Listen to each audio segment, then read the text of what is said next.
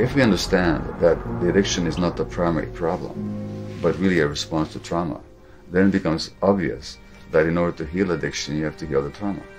But it means that you see the wound that's driving that person.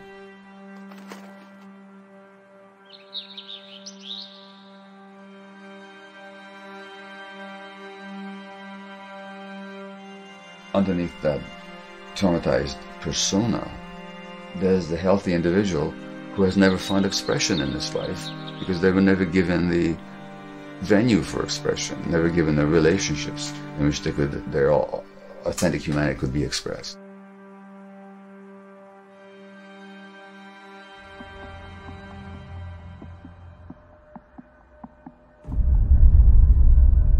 Are we free? Are we conscious? Are we making a decision based on full awareness, or are we driven by unconscious dynamics that we've inherited or that we developed as a response to childhood trauma? Well, insofar as we're not conscious, we're not free.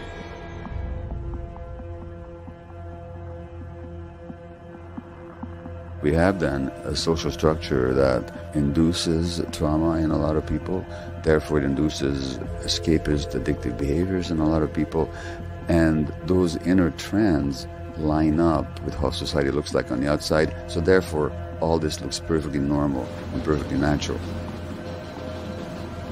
Fundamentally, the message is that with our minds we create the world. So if I have a worldview that the world is a horrible place, then I'm going to live in a world where I have to be aggressive, suspicious, competitive, and make myself as big as possible so I don't get eaten up. So I have to be grandiose and cunning, because that's the world I'm living in. And these are the people that our society rewards with power.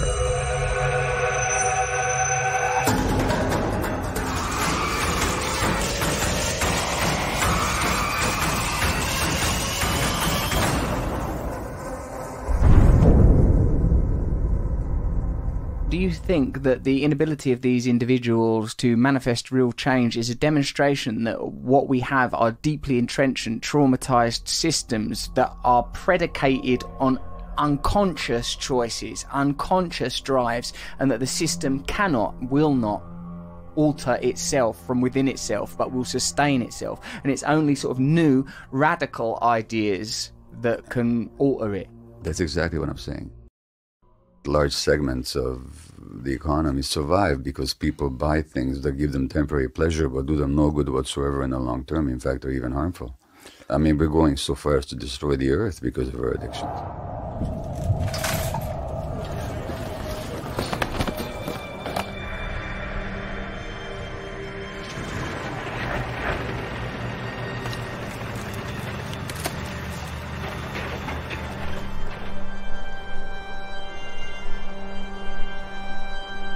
The disconnect from the body of the earth really has to do with the disconnect from our own bodies. The two are together.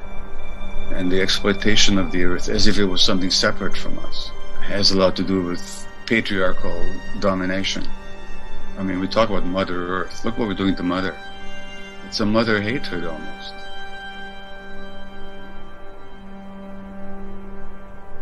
It speaks to a blindness and a passivity, which itself is a marker of societal and collective trauma.